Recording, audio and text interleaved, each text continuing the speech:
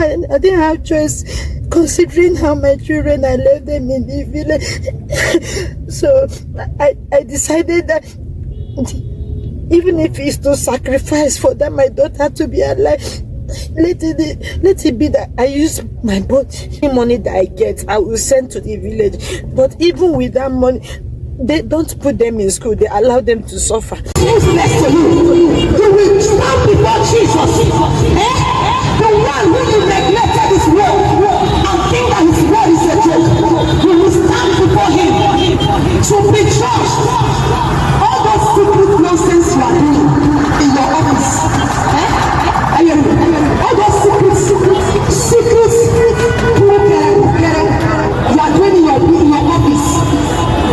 You think that nobody is aware, nobody is seeing you. I am a Christian. I'm a Christian. People will gather.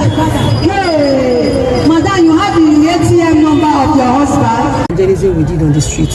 You saw when she was standing at my back.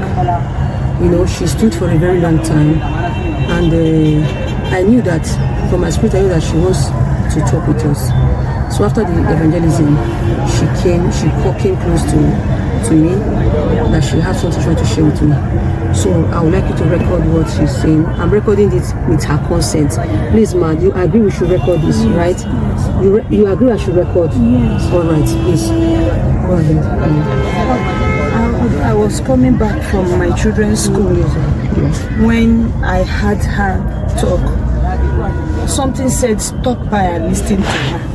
So I now stopped by as she was preaching. After the preaching, I was even about to leave again after I collected her number again and talked to her. So I now came back and started talking to her. I am from Imo State. Although I am not staying here, this is almost a year that I'm in Abuja. But one thing led to another, and the problem in the village was just too much from my mother-in-law, from everybody.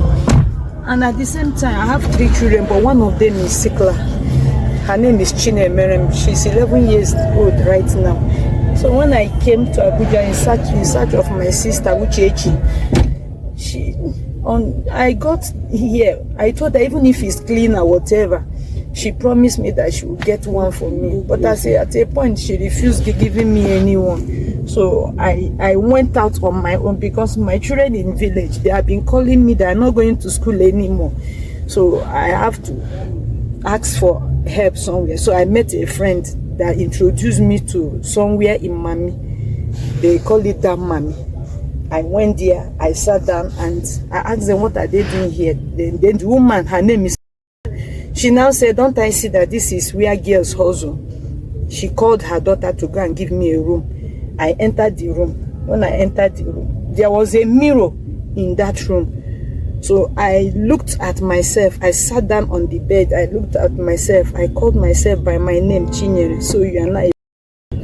So tears gushed out my eye. But I didn't have choice, considering how my children, I left them in the village. So I decided that even if it's to sacrifice for that my daughter to be alive, let it be that I use my body to sacrifice for my daughter to be alive.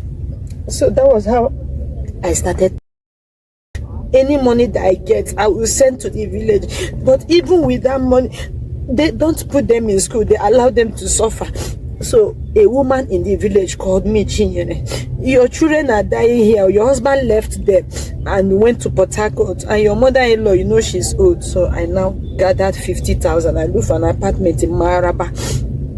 I went home December. I went and brought my children. They are here with me. So anything that I get, I hustle in the night. Then in the morning, I go to see them. Sometimes if I don't even get those children, they sleep without food. Unlike yesterday, they did not eat anything. God knows I am not lying. They did not eat anything. It is this morning they drank and went to school. So a woman introduced me, some evangelists, they came to that mommy, and anytime I hear something about God, I am so happy whenever I hear something about God. So they came to preach with those girls. The girls drove them away. I called the women, say, please come and talk to me. Won't you talk to me? Then the women now came. They showed me their church. I attended. I started going to the church. So even the pastor's wife liked me and gave me some clothes, because I did not come with clothes. The clothes that I came with is hustling wears that I bought here. So I started going to the church. But the worst part of it is that whenever they want to do women something or something, if I want to wait, they'll tell me that I should go, that I am still in the hotel. I should go. So I will go. I started feeling somehow. Don't tell them that you're in the hotel. Since in the hotel, they converted me. So I am still there. So at a point, I started feeling bad. Whenever I want to, even if I want to pray or I want to follow them for anything, they'll tell me no, I should go, that I am still in hotel. So I started looking for where to fry akara, so that I will go out from that hotel for them to stop looking at me that way. I went and find somewhere in sharp corner. I sold. I was not even able to sell half month. I stopped, and it's half from there that my children eat. So it was not enough. I now say I get more money in that place. I went back. So one day they did Thanksgiving, and my son was very sick. I ran to the pastor's house. I told my pastor that my son is sick. My son is very sick, that he has this powerful, but the hospital said it's typhoid, that it has affected his intestine. So I went to the pastor. The pastor gave me 4,000 naira. I went to buy medicine. The 4,000 could not buy anything. I bought the one that the 4,000 would be able to buy.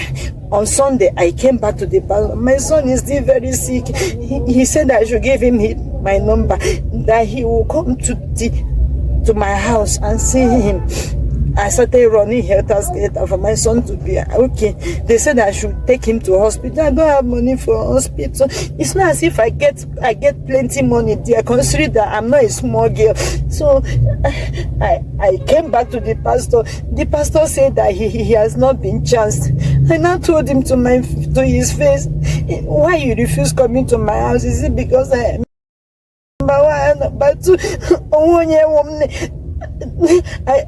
am nobody to you? So the pastor was amazed on what I said. I said to myself that I will not come to that church again. Something now said no, go for their Thanksgiving. I went to their Thanksgiving. Women was offering whatever they have. Getting to my own turn, I refused following the women. When they said the whole women should come out, I refused following the women. When they have all gone, I came out alone in the church. Everybody were looking at me. I went directly to the altar. I lied down. I was not even imagining. I was not even looking at anybody if they were seeing me or not, because I went out with a broken heart. I went directly to the altar. I lied down there. Thank God nobody said I should stand up. I lied down there and I said, God, if only you will heal my son from this illness, God. If only you will heal my son from this illness and give me a little business to do, I will serve you for the rest of my life. And after praying, I stood up and left. Other women followed. Madam, why are you crying? Madam, why are you crying? I didn't answer them. I said, the person that I cried to have had me. And that was how I stopped going to that church. On getting home on Monday morning, I saw my son. He stood up, somebody that cannot stand up, a boy of 15 years. Sometimes I used to bathe him, but I saw him, he stood up and started doing his things on his own. And that was how that boy regained himself. I never took him to hospital anywhere. So today, when I had all this, why I've been wanting to leave, but if I leave, what would I do? How will they eat? So when I had this preaching, I now stopped, because every day, irrespective of what I do, I pray to God and tell God that I know that one day, I don't know how, but one day you take me out of this place. And that was just, I did not stop for anybody to help me, but I just stopped for God to hear my cry. I know what to do, because I know that it's him and him alone. People have promised me severally, and I have lost my hope on men. Now I am talking to God directly for God to answer me and know what to do for me. That is why I saw her. I've already listened to her preaching. I've even started going. Something said, no, come back. and at least talk